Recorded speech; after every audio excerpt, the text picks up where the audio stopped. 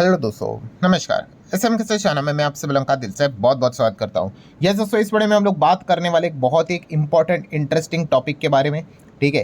And जो अभी चीज़ें यहाँ पे चल रही है, इसी चीज़ के चलते मतलब अब कुछ उम्मीदें क्रिएट होते हुए देखने को मिल रही है कि शायद से ऐसी कुछ चीज़ें हम लोग को भविष्य में देखने को यहाँ पे मिल जाए। सो एग्जैक्टली क्या है टॉपिक, सारी चीज़ों को स्टेप बाय स्टेप कवर करेंगे। तो let's start with the first basic point. Market आपको पता ही है, पहले वीडियो में भी आप लोगों ने देख ही लिया, 26,000 के नीचे आ गया।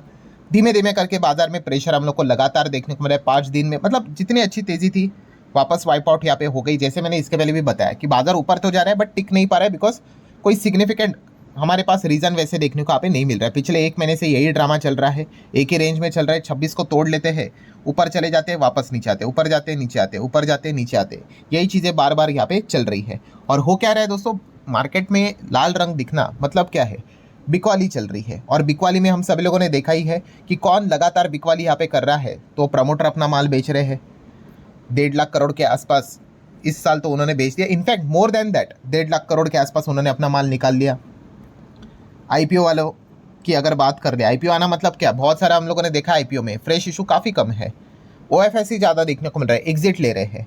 सो इस चीज़ के चलते वेंचर कैपिटलिस्ट की बात कर ले, अर्ली इन्वेस्टर जो रहते हैं, ठीक है, या फिर आप कह सकते हो जो आईपीओ में भी जो कंपनी के मालिक है, ठीक है, वो भी एग्जिट लेते हुए देखने को आप मिल रहे हैं। तो वहाँ पे भी बिकवाली देखने को मिल रही है। एंड तीसरा सबसे बड़ा पॉइंट तो आपको पता ही है, फॉरेन इंस्टीट्यूशनल इन्वेस्टर एफआईएस भी लगातार यहाँ पे बिकवाली के ऊपर मतलब एक्सेलरेटर दबाकर ही यहाँ पे बैठे हुए हैं। छोटा मोटा हरा रंग देखने को मिल जाता है और बिकवाली लगातार यहाँ पे कंटिन्यूसली चल ही रही। और डेली का हमारा काम रहता है कि एफआईएस डेटा हम लोग यहाँ पे देखें। और डेली की अगर बात कर ले तो एक ही रंग हम लोग को बार बार देखने को मिल रहा है कि एफआईएस नेट बिकवाली के साथ लाल रंग का ही कंट्रीब्यूशन यहाँ पे दे रहे हैं। 2700 करोड़ की बिकवाली देखने को मिल रही है। मतलब जैसे कि आपको बताइए, दिसंबर का जो आखिरी जो हफ्ता रहता है वहाँ पे बहुत सारे एफआईएस छुट्टी पे चले जाते हैं, वॉल्यूम कम हो जाता है। सो वॉल्यूम तो कम है बट फिर भी जो रिजल्ट निकल कर आ रहा है उसमें कोई बदलाव नहीं है। लगातार लाल रंग और बिकवाली एकदम बड़े लेवल पे, मतलब 2700 करोड़ का माल बिकना भाई, ठीक है, कोई छोटी मोटी बात नहीं। ठीक है, इसके पहले जो हम लोगों ने फ्राइडे के दिन देखा था 300 करोड़ की बिकवाली, चलो ठीक है, बॉर्डर पे थे, बट राइट नाउ आज के दिन जो देखने को मिला है 2700 करोड़ प्लस की बिकवाली। सो मतलब अभी भी एफआईएस हम यहाँ पे कह ही सकते हैं दोस्तों, लगातार एग्जिट यहाँ पे लेते ही जा रहे हैं। और ऐसा लग रहा है कि अभी तो एफआईएस यहाँ पे वापसी यहाँ पे करेंगे ही नहीं जब तक कुछ बहुत बड़ा बदलाव ना हो जाए, ठीक है। एंड बाजार में अगर देखा गया कि क्यों यहाँ पे लगातार गिरावट आ रही है, तो यही है कि प्रमोटर ने माल बेचा, आईपीओ के थ्रू भी बड़े प्लेयर्स माल बेच रहे और एफआईएस रोज का यहाँ पे अपना कंट्रीब्यूशन यहाँ पे देते जा रहे। और बीच में हम लोगों ने देखा कि बहुत सारे रिटेल प्लेयर्स भी जो एक कमजोर इन्वेस्टर होते हैं, जो इस प्रकार के बाजार से तंग आकर निकल जाते हैं, तो उनका कंट्रीब्यूशन भी हम लोग को देखने को यहाँ पे मिल जाता है। तो इसी चीज़ के चलते लगातार निरंतर बाजार यहाँ पे नीचे नीचे नीचे नीचे हम लोग को जाते हुए देखने को यहाँ पे मिल रहा है। हालांकि मैंने ये बात बहुत बार रिपीट की है कि स्टिल हम यहाँ पे 26 के करीब ही है, इतना बिकवाली होने के बावजूद, thanks to the domestic institutional investor. And ultimately DIS में किसका पैसा है, रिटेल पब्लिक का ही पैसा है, कि उन्होंने यहाँ पे लगभग 7 लाख करोड़ से ज़्यादा की बाइंग की है। तो जाके रिजल्ट क्या है, हम कोई 40,000 पे नहीं बैठे, जो लेवल चल रहा है उसी को मेंटेन कर रहे हैं। तो आप अंदाज़ा यहाँ पे लगा सकते हो कि जो बिकवाली की पावर है वो कितनी ज़ोरदार हम लोग को देखने को यहाँ पे मिल रही है। एंड इसी सिचुएशन में देखिए, ये जो चीज़ें यहाँ पे चल रही है कभी तो यहाँ पे रुकनी चाहिए, और ऐसे हवे में नहीं रुकेगी, कुछ तो आपको यहाँ पे करना पड़ेगा। तो आपको रीज़न भी यहाँ पे समझ में यहाँ पे आने चाहिए कि क्या दिक्कत क्या हो रही है, कि एफआईएस लगातार यहाँ पे बिकवाली कर रहे हैं। सो इनको रोकना पड़ेगा। और मेजरली 3 कारण हम लोग को देखने को मिल रहे हैं। हाँ, कुछ कारण ऐसे होते हैं भाई जो नॉन कंट्रोलेबल इवेंट है, जिसको हम लोग कुछ कर नहीं सकते, बट बहुत सारी चीज़ें ऐसी है जो कि हमारे हाथ में है, ठीक है। एंड जो बोला जाता है ना, कंट्रोल द कंट्रोलेबल।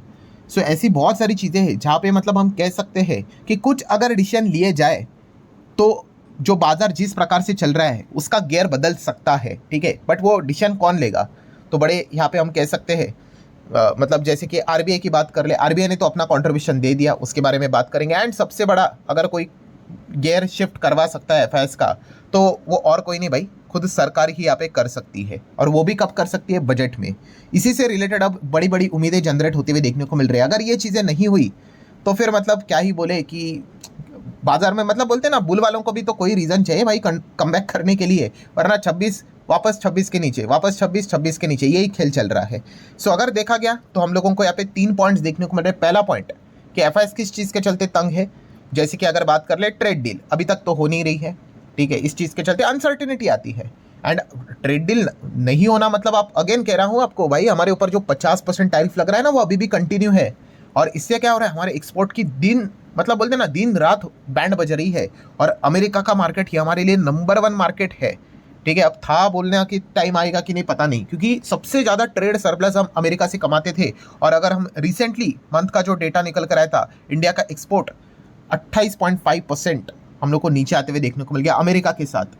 ठीक है, मतलब बहुत ज़्यादा हमारा नुकसान होते हुए देखने को मिला है भाई, कि एक्सपोर्ट अगर इतना ज़्यादा यहाँ पे मतलब खराब अगर होगा। ठीक है, मैं ओवरऑल एक्सपोर्ट की बात नहीं कर रहा, मैं अमेरिका से रिलेटेड बात कर रहा हूँ। और अमेरिका इंपॉर्टेंट क्यों है, जैसे मैंने अभी कहा कि सबसे ज़्यादा ट्रेड सरप्लस हमारा चलता था पिछले फाइनेंशियल ईयर में, भाई नंबर 1 कंट्री हमारा अमेरिका ही था।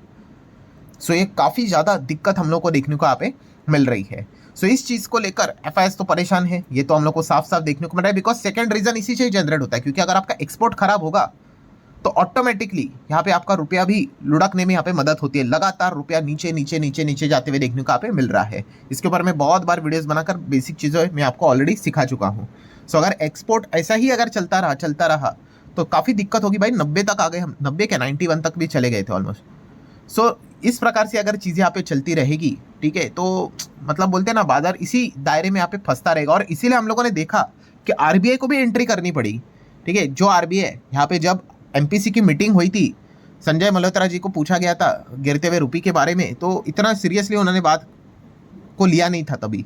बट अब हम देख रहे हैं कि लगातार गिरते हुए रुपये को बचाने के लिए आरबीआई को भी इंटरवेन करना पड़ा है यहाँ पे। हाल ही में हम लोगों ने देखा था, मतलब इतना प्रेशर जनरेट यहाँ पे हो चुका है।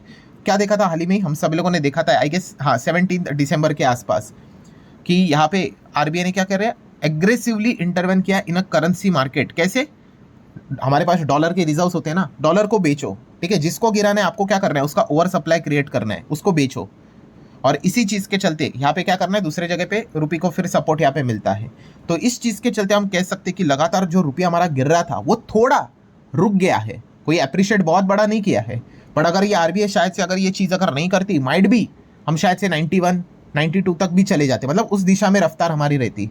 सो इतना ज़्यादा प्रेशर अभी जनरेट होते हुए देखने को यहाँ पे मिला। और जैसे मैंने आपको बताया है कि गिरता हुआ रुपया यहाँ पे क्या करता है दोस्तों, एफआईएस के जो रिटर्न्स जो बने हुए हैं, अगर रुपया 80 पे है डॉलर टर्म्स के हिसाब से, $1 के लिए 80 था और एफआईएस के 100% रिटर्न थे, अगर वो रुपया 81 हो गया, ठीक है, तो एफआईएस के ऑटोमेटिकली रिटर्न 98.8 हो जाएंगे, हाँ खराब हो जाएंगे। अगर 82 हो गया तो 97, 83 हुआ तो 96, मतलब एक रफ एग्जांपल दे रहा हूँ।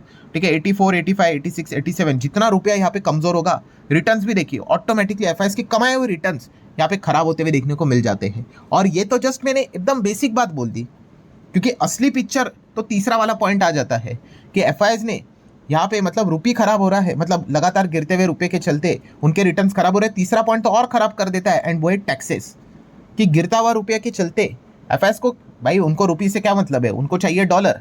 वो जब अपना पोजीशन लिक्विडेट करेंगे तो उनके हाथ में रुपया आएगा, बट वो रुपया थोड़ी ना फॉरेन में लेके जाएंगे। वो क्या बोलेंगे, डॉलर में कन्वर्ट करो, डॉलर में कन्वर्ट करने जाएंगे तो ज़्यादा रुपये, मतलब काफ़ी कम डॉलर उनके हाथ में आएंगे। एंड ऊपर से ये भी मत भूलना, ये सारी चीज़ें करने से पहले कैपिटल गेन टैक्स देना पड़ता है इनको। सो मतलब इन शॉर्ट अगर मैं बात करूँ, 2x झटका एफआईएस को लगते हुए देखने को मिल रहा है। इससे वो परेशान हो चुके हैं कि गिरता हुआ रुपया इनके इन्वेस्टमेंट को खराब कर रहा है, और जो बनाया हुआ पैसा है वो भी निकाले तो उसके ऊपर भी टैक्स देना पड़ता है, कैपिटल गेन टैक्स। किसी ने पूछा था सर एफआईएस को टैक्स कैसे लगता है, हमारे जैसा ही, शॉर्ट टर्म 20%, लॉन्ग टर्म 12.5%। तो ये टैक्स देना पड़ेगा उनको, पहले 10 था वो 12.5 कर दिया है, आपके लिए, हमारे लिए भी, उनके लिए भी। क्योंकि जब लास्ट टाइम जब बजट में टैक्स बढ़ाया था ना, कन्फ्यूजन क्रिएट हुआ था, नेक्स्ट दिन सरकार ने इससे रिलेटेड क्लैरिफिकेशन दिया था और बाजार गिर गया था। सो ये चीज़ें लगातार हम लोग को चलती हुई देखने को मिल रहा है। इसीलिए दोस्तों अब यहाँ पे क्या हो रहा है, धीमे धीमे करके प्रेशर जनरेट यहाँ पे हो रहा है, मतलब एफआईएस के नेट रिटर्न्स बर्बादी हो रहे हैं गिरते हुए रुपये के चलते भी, एंड ऊपर से कैपिटल गेन टैक्स दो, तो इसलिए वो लगातार एग्जिट करते ही जा रहे हैं। सो जैसे मैंने आप लोगों को शुरुआत में क्या बोला कि जो कंट्रोलेबल इवेंट है उसके ऊपर, मतलब अगर देखा गया, जैसे कि पहला पॉइंट ट्रेड डील, क्या कंट्रोलेबल इवेंट है, हाँ यस, हाँ इसका अर्थ ये नहीं कि हम कुछ भी अमेरिका की बात माने, बट ये कंट्रोलेबल इवेंट है। फिलहाल तो हम लोग इंतजार कर रहे हैं सुप्रीम कोर्ट से कब फैसला आएगा। वो कोर्ट की चीज़ें आपको पता ही है कितने लंबी रहती है, वो एक चीज़ है। देन अगर देखा गया गिरता हुआ रुपया, क्या इसको कंट्रोल किया जा सकता है, 100% नहीं, बट आप थोड़ा बहुत, थोड़ा मतलब 1-2 दिन के लिए, जैसे अभी आरबीआई ने जो डॉलर यहाँ पे बेचा, इस चीज़ के चलते कुछ मोमेंटम थोड़ा बहुत उन्होंने कर लिया। और तीसरा सबसे बड़ा कंट्रोलेबल इवेंट है दोस्तों, वो सबसे बड़ी चीज़ हो सकती है एंड वो है टैक्स। ये तो पूरा सरकार के हाथ में है, पूरा का पूरा। एंड इसीलिए दोस्तों इस वक्त बजट में काफ़ी सारे मतलब लिटरली एक्सपर्ट की भी अगर बात करें, ये तो एक्सपर्ट कितने महीनों से कह रहे हैं कि cut long term capital gain tax to make India attractive again, ठीक है। एंड ये किसके लिए बात हो रही है, मेक इंडिया अट्रैक्टिव अगेन, मतलब फॉरेन इन्वेस्टर के लिए। हम तो भाई इंडिया में ही है। सो विदेशी प्लेयर्स के लिए इंडिया अट्रैक्टिव अगर अगेन करना है तो ये जो long term capital gain tax है भाई उसको कट कर लो। ये अभी की बात नहीं, जब से बजट में टैक्स बढ़ा है ना तब से एक्सपर्ट ये रिक्वेस्ट यहाँ पे कर रहे हैं। और इस वक्त अगर देखा गया दोस्तों तो सरकार के ऊपर भी प्रेशर बनते रहेगा। अगर बजट से पहले भी सिनेरियो अगर चेंज नहीं हुआ सो डेफिनेटली हम कह सकते हैं। और बजट से पहले मतलब क्या, बजट प्रिंट होने से पहले ठीक है, 15 तारीख 16 तारीख तक, जनवरी तक अगर हम बात कर ले, अगर यही FIS का बिकवाली अगर होता रहा तो शायद से आप ये एक होप लेकर चल सकते हो कि शायद से सरकार यहाँ पे क्या कर दे, कैपिटल गेन टैक्स को यहाँ पे कट तो कर दे, या जीरो करेगी कि नहीं पता नहीं, हटा दे या फिर कट कर दे। एंड डोंट एक्सपेक्ट कि DIS के लिए कर देंगे या फिर हमारे लिए कर देंगे। चांसेस तो बहुत कम है हमारे लिए यहाँ पे करेंगे, क्योंकि हमारे इधर से तो इन्फ्लो तो आते ही जा रहा है। सो अगर करेंगे तो शायद से FIS के लिए यहाँ पे करेंगे, क्योंकि मैं आपको बताना चाहूँगा फॉरेन इन्वेस्टर जो भी है, मतलब कंट्रीज अगर आप देखोगे दुनिया में, अगर कोई भी विदेशी इन्वेस्टर होते हैं भाई उनके ऊपर कोई भी टैक्स नहीं लगाता है, क्योंकि वो चाहते हैं कि आओ हमारे देश में पैसे लगाओ। पर हमारे इधर देखा गया तो भाई ये टैक्स लगाने का सिस्टम यहाँ पे देखने को मिल रहा है, वो भी विदेशी इन्वेस्टर की ओर।